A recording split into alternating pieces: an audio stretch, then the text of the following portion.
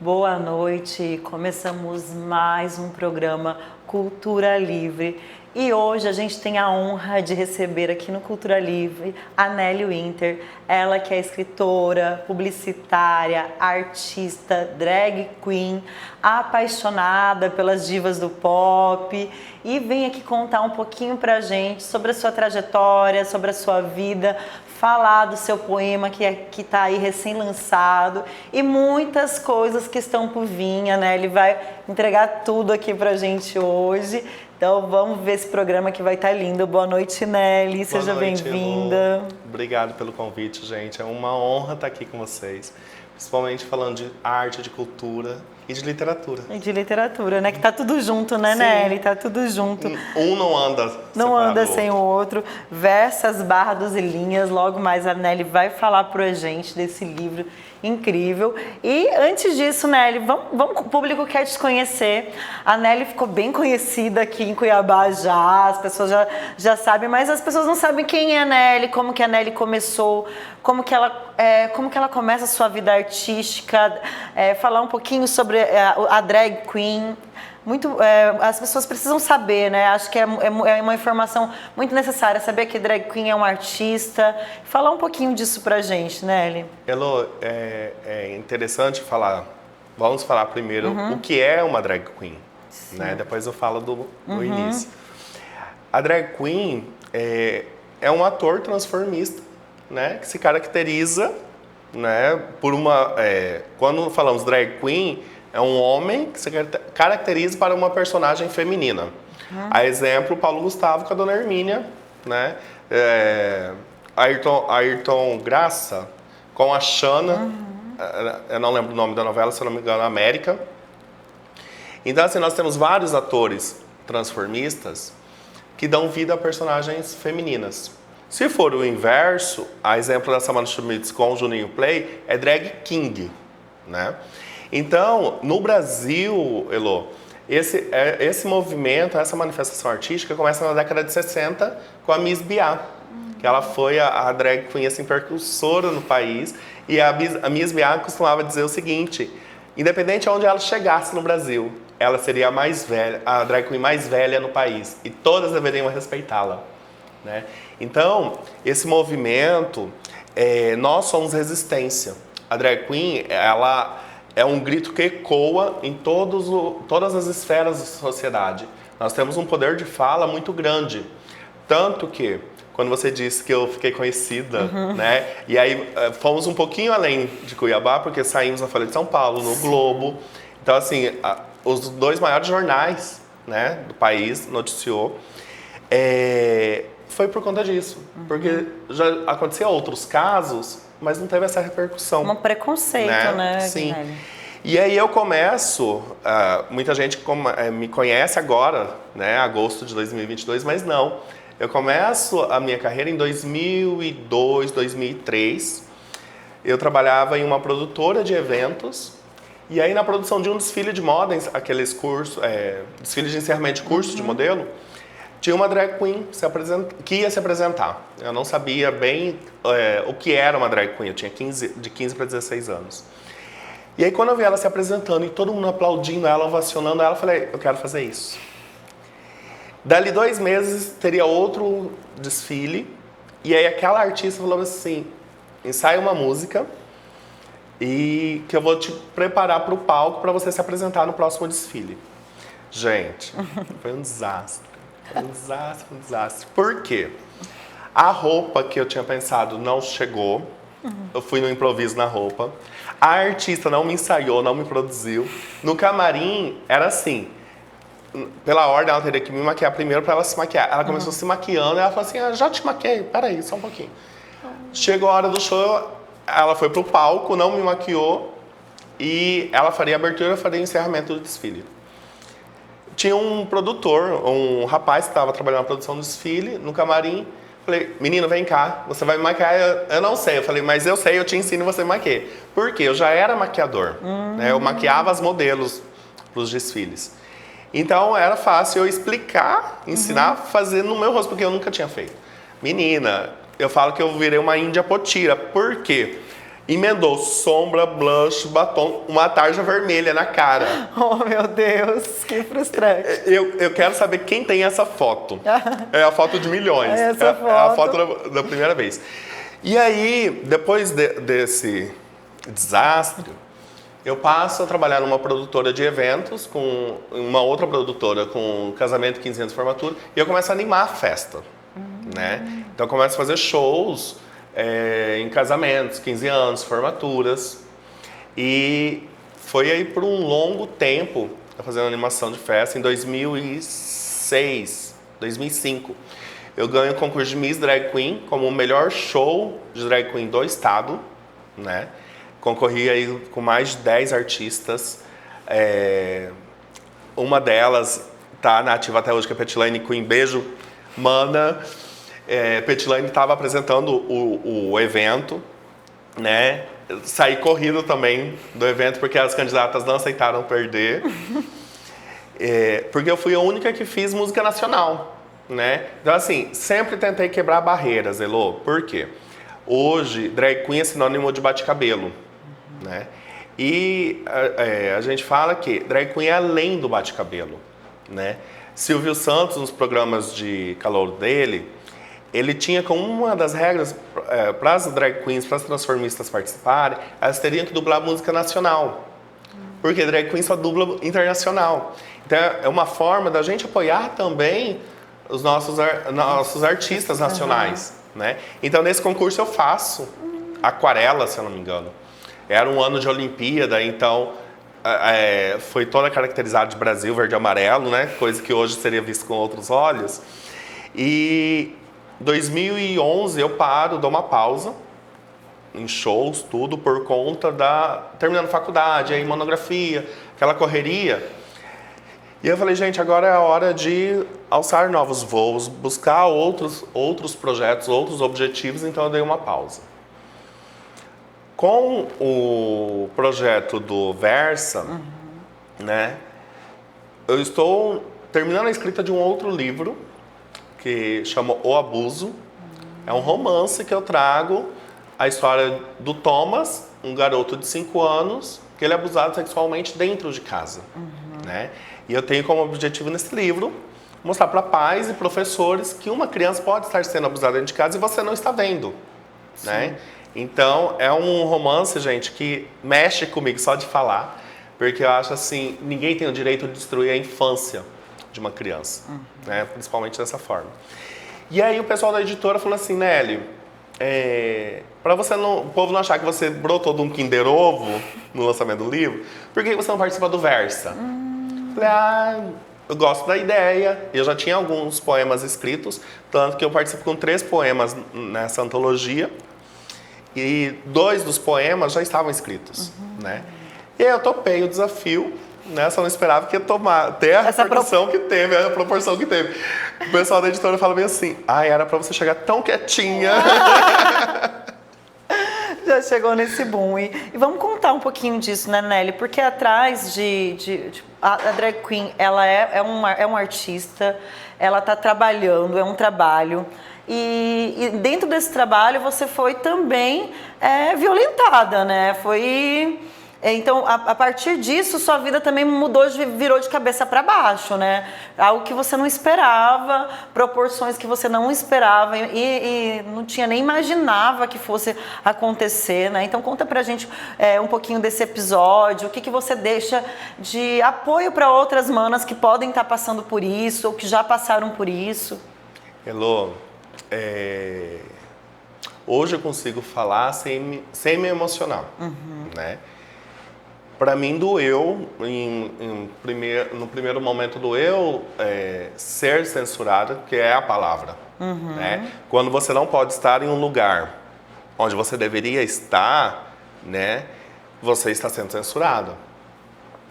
Por mais que falam que não houve censura, que não houve boicote, que não houve cancelamento, quem acompanhou o caso, me acompanhou nas redes sociais, ouviu os áudios e viu que sim, né? Não foi permitida a minha presença no lançamento do meu livro.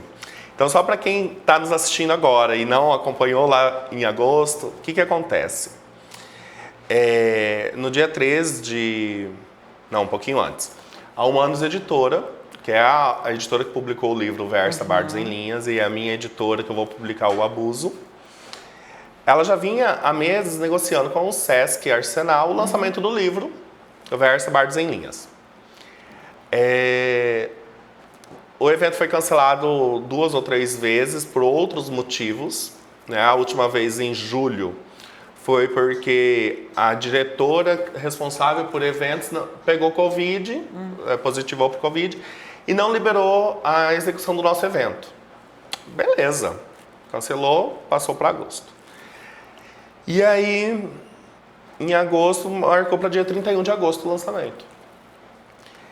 No dia 3, a editora envia para o Sesc todo o material de divulgação, porque os eventos só podem acontecer com a liberação, a aprovação do Sesc de todo o material de divulgação, então não pode ser feito nada sem o aval deles. E aproveitando o gancho, a editora questiona a responsável pelo evento do seguinte, que entre os poetas, né, teria uma drag queen e ela já teria confirmado a participação no evento, né? Afinal, é escritora. E aí a resposta foi que a pessoa não poderia liberar a minha participação, porque seria perigoso para ela, porque eles estão vivendo uma gestão conservadora e o público que frequenta o Sesc é conservador. E aí muita gente fala bem assim, mas por que a editora foi questionar, né? Porque nós sabíamos de um possível caso de homofobia anterior. E eu acho que teria sido muito pior. Cuidado, né? Teria sido muito pior no dia. Sim. Né? Alguém chegar, me abordar, me convidar a retirar do evento ou algo do tipo. Eu acho que teria sido muito pior.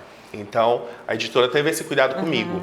Né? Que eu agradeço, assim, eu não tenho nem palavras para agradecer todo o cuidado que a editora teve, né?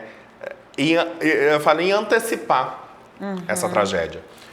Então, quando eu recebo os áudios, né, da editora falando isso, inclusive eu estava me maquiando para um evento, para um concurso de drag queens que teve em Cuiabá em agosto, para a escolha da drag queen que representaria a parada do orgulho LGBT de Mato Grosso.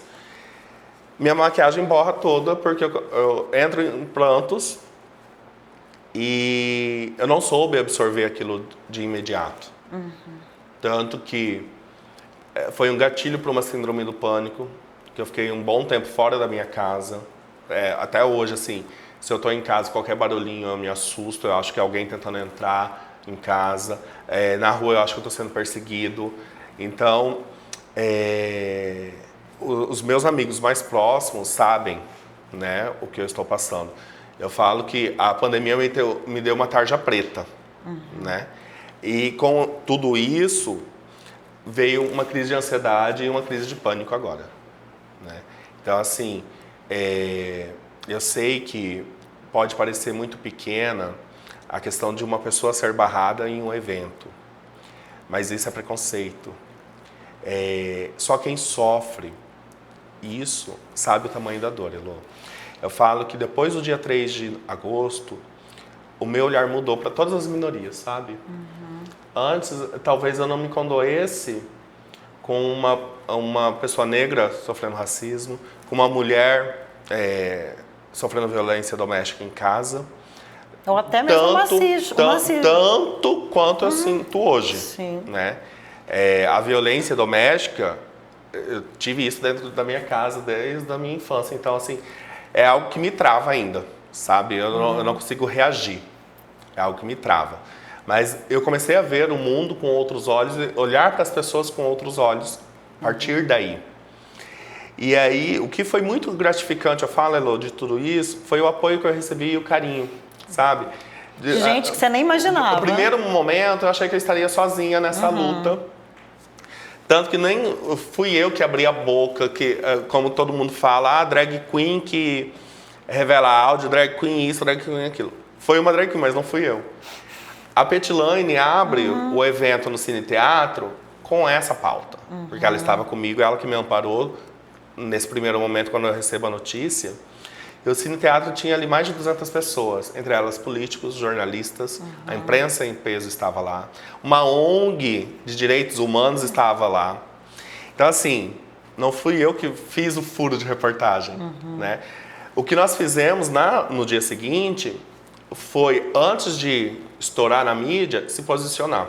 Então, a editora publica uma nota de repúdio, eu me posiciono nas minhas redes sociais e eu falei, gente, e agora? Né? Eu falo que foi igual pipoca, meu celular. Mensagem, ligação. Foi uma semana que eu não tive sossego.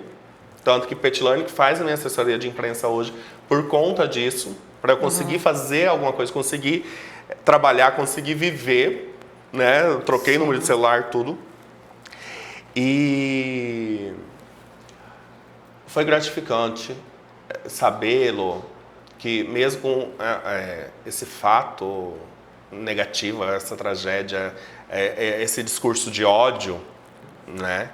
Porque quando você barra uma pessoa, você impõe limites, você não ama o próximo, né? Isso é um discurso de ódio. E coisas boas, poesias lindas, só coisa boa, só coisa do bem. E ainda insinuaram que não seriam, né? Sim, muita gente acha que o que foi censurado é o livro. Não, gente. O livro fala de amor, de amizade, de perdas na pandemia, de adolescência, de sentimentos. Então não foi o livro que foi censurado, foi a drag queen que vocês veem aqui que foi censurada.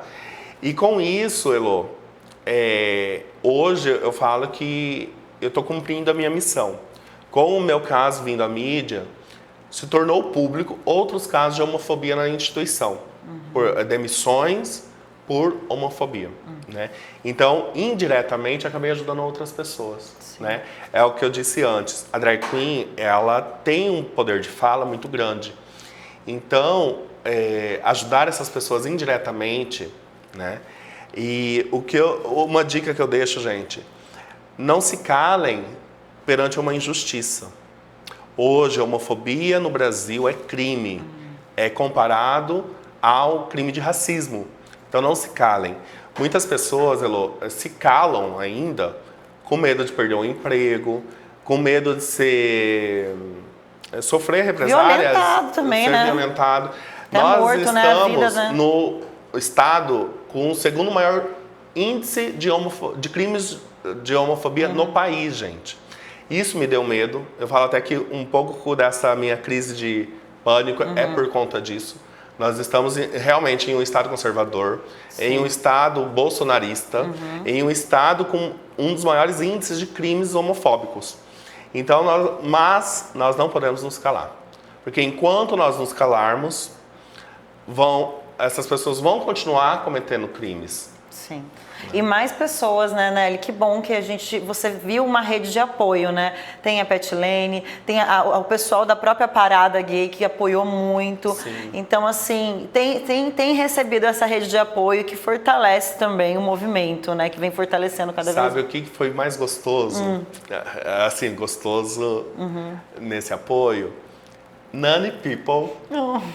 Tipo, eu publico um vídeo, né, em resposta à nota de esclarecimento do SESC. Publiquei a minha nota a nota oficial, porque o SESC nega os áudios, nega tudo, então publiquei uma resposta a isso.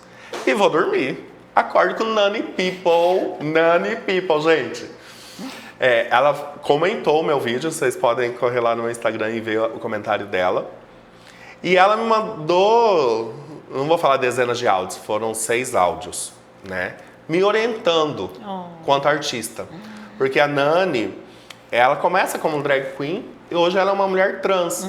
Mas ela começa como drag queen e ela fala, minha irmã, eu também fui, há uns anos, não aceita em uma cidade. Porque o dono da rádio tinha alguma coisa com a igreja, não lembro direito a história, e não aceitaram ela. E aí, o lançamento do livro dela, inclusive. Ela foi e fez o lançamento do livro num pub, e eu sei que ela não deu a entrevista, alguma coisa assim. Ela conta também isso na biografia dela. E ela fala, minha irmã, pega esse limão e faz uma limonada. Elô, já tá virando uma mousse de limão. Maravilha. Já tá virando uma mousse de limão. Então, assim, foi muito gostoso saber que atingimos outros estados, artistas como Nani People, de César, que de César, o ex-BBB, também é drag queen, é admitir. Eu recebi esse apoio. O Agripino Guimarães ou Magalhães, eu não lembro direito agora, deputado estadual de São Paulo, que também é militante da comunidade LGBT, mandou mensagem. Léo Áquila, que saiu candidato a deputado federal, mandou mensagem que a Léo também hoje é uma mulher trans, mas ela começa como drag queen. A Léo, ela muda o cenário da arte drag no país, porque ela é a primeira drag queen a montar espetáculo para teatro, sabe?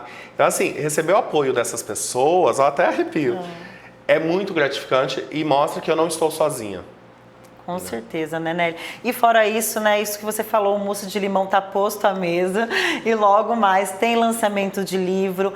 E também você tem feito um ciclo de palestras, tem visitado. Conta pra gente como que tá sendo o seu trabalho agora, Nelly? Elô, por mais que eu volto à cena, não da forma que eu tinha planejado, né? Era algo mais tranquilo, assim. Mas hoje estamos com palestras, né, debates.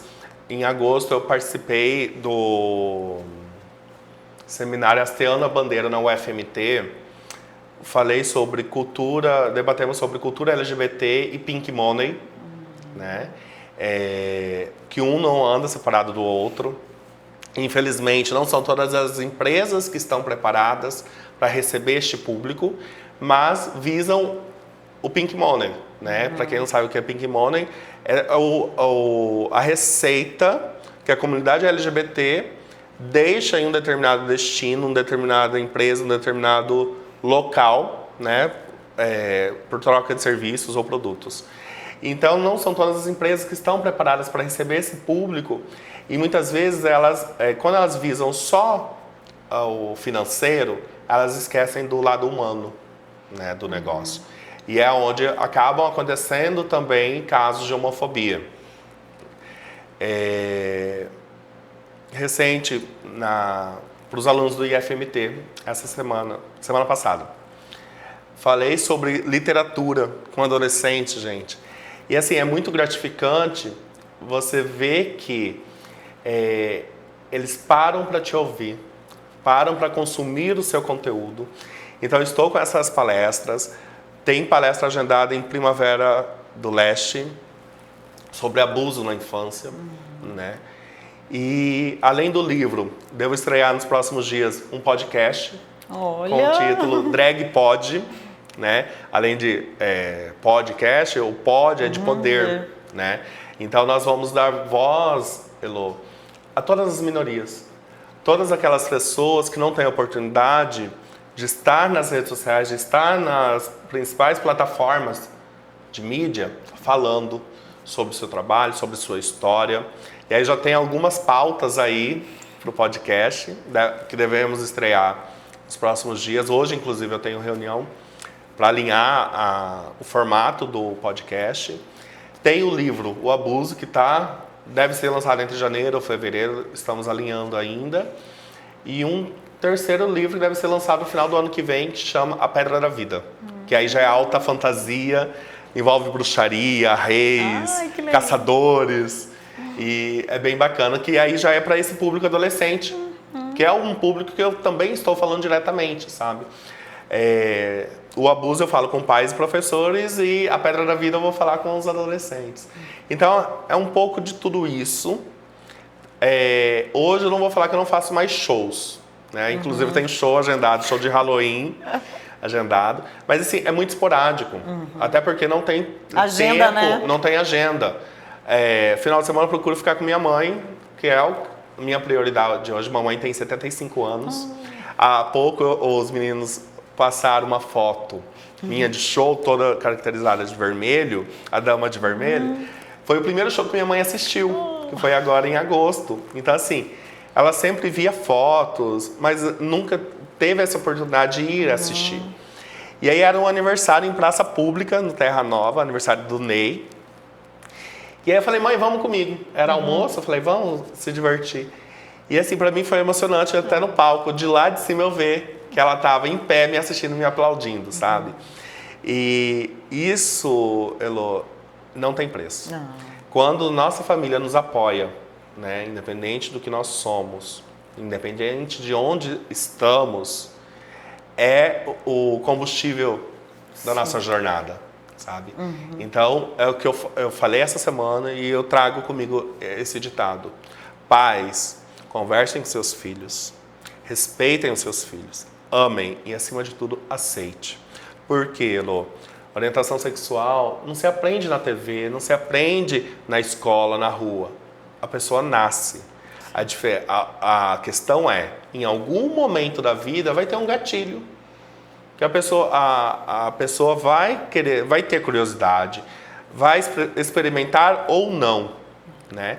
Foucault, na história da sexualidade, ele traz que a humanidade não tem uma, duas ou três sexualidades, mas tem bilhões. Por quê? Cada ser tem a sua. Você tem a sua, eu tenho a minha, o pessoal da edição tem a deles. Cada um tem a sua sexualidade, né? O reino animal nos mostra isso. Então, não é algo, gente, para recriminar, para apontar dedo e rotular. Essas pessoas precisam ser amadas e respeitadas. Eu não estou aqui falando que você precisa me aceitar. Você precisa me respeitar. Sim. Do mesmo jeito que eu te respeito. Então, o meu trabalho hoje é isso. Falar com pais e adolescentes, né, sobre gênero, sobre orientação sexual, sobre cultura, arte, literatura. Rapidinho, gente. Se deixar, eu falo a noite toda. Nessa palestra que eu fiz agora com o pessoal do IFMT, teve uma performance no final e o ator convidou alguém, né, que quisesse fazer um depoimento sobre abuso, né, abuso, bullying, que hoje é bullying, mas na nossa época não era bullying. E aí eu fui e falei, né, na minha infância, quanto doía ouvir a palavra bichinha. Né? Uma criança com 6, 7 anos. E aí eu fiz meu relato, foi uns 15 minutos. Quando eu saí, veio um menino falar comigo. Ele deve ter uns 16, 17 anos. E ele relatando que ele estudava em uma escola particular e que os garotos não o aceitavam por ele ser gay. E os pais trocaram ele de escola, colocaram ele na escola pública, achando que seria... essa agressão seria menor. E ele me contou que um dia ele foi sendo apedrejado da escola até chegar em casa. E os meninos gritavam que se ele corresse, batiam nele. Então ele preferiu continuar caminhando e sendo apedrejado do que apanhar. Então, por que eu estou trazendo isso, gente? Nessa conversa eu pude empoderar aquele rapaz. Sabe? Eu pude orientá-lo, coisa que talvez ele não teve em casa. Por quê? A geração dos nossos pais é uma geração totalmente diferente da nossa. É uma geração muito conservadora, que não entendem esse cenário de ódio, esse cenário de violência contra os nossos jovens. Eu fiquei horrorizado em saber que em pleno anos 2000 isso ainda aconteça, né? Porque uma coisa é eu ser violentado na escola nos anos 90, início dos anos 90. Hoje tem internet, tem comunicação, é outra, né? Sim, então, Elô, hoje o meu objetivo é esse, ajudar adolescentes, orientar pais e professores, né, para esse acolhimento da nossa comunidade. E a arte mudou, né? Porque a arte antes servia como entretenimento.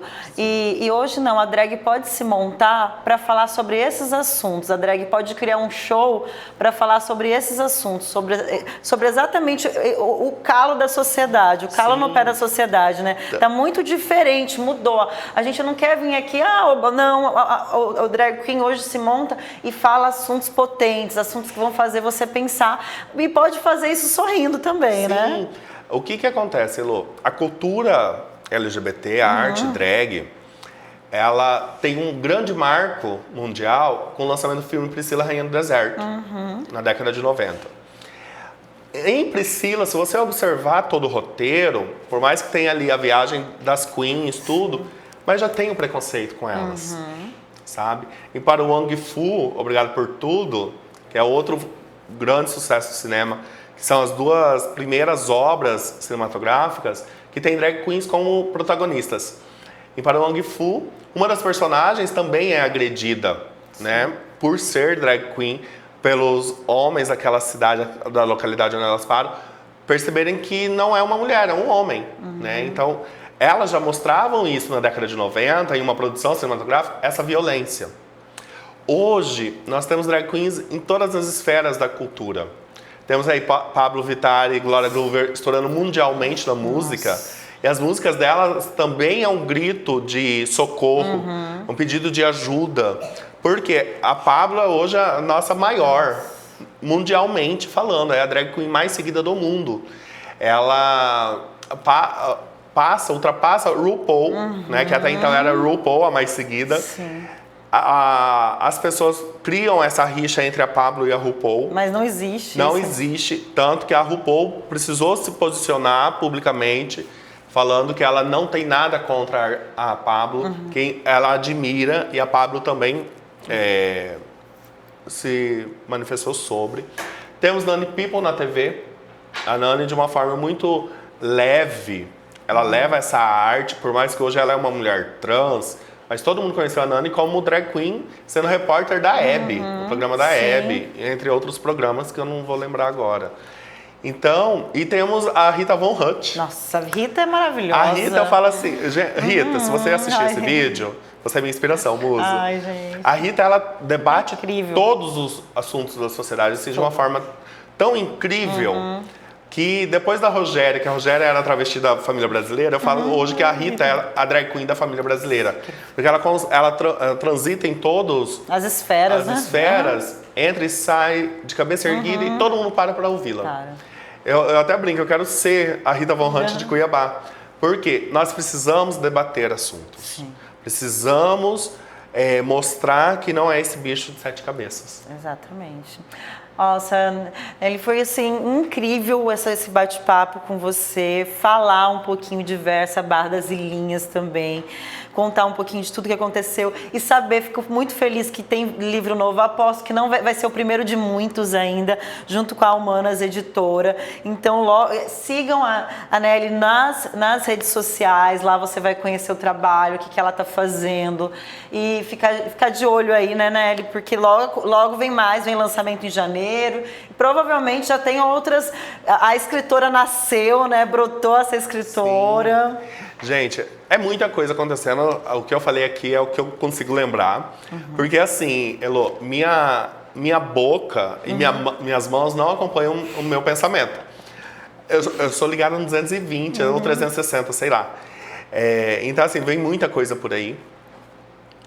O que eu falei é o que eu consegui lembrar. Quero agradecer ao Humanas Editora por todo o apoio, Elô. Não foi só nessa questão do livro, né? Eu recebi apoio psicológico, disponibilizaram psicólogos para mim. Eu ainda estou em terapia, advogados no caso, e eu tenho recebido um carinho assim, muito grande por todos da equipe.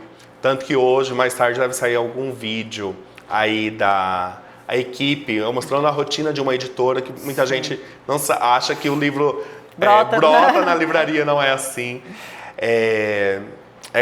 Eu quero agradecer o convite, né, por estar aqui falando de arte, principalmente uma drag queen, gente, que não tem esse espaço na mídia, né?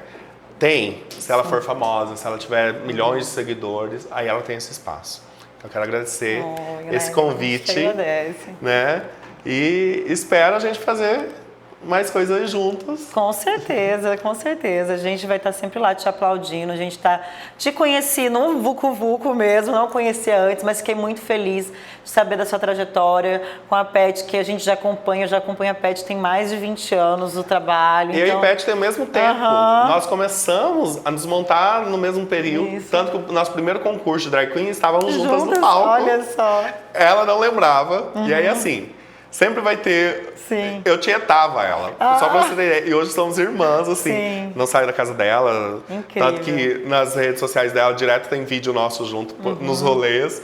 E é muito gostoso, sabe? Sim. Você carregar uma amizade de 20 anos e compartilhar algo em comum, que é a arte. Maravilha, Nelly. Gente, muito obrigada. Continue que logo, logo tem mais Cultura Livre. E sigam a Nelly nas redes sociais, fique por dentro de todo o trabalho dela. É um prazer falar com você, querida. Alô, prazer é meu. Obrigado. Beijo, gente. Até mais.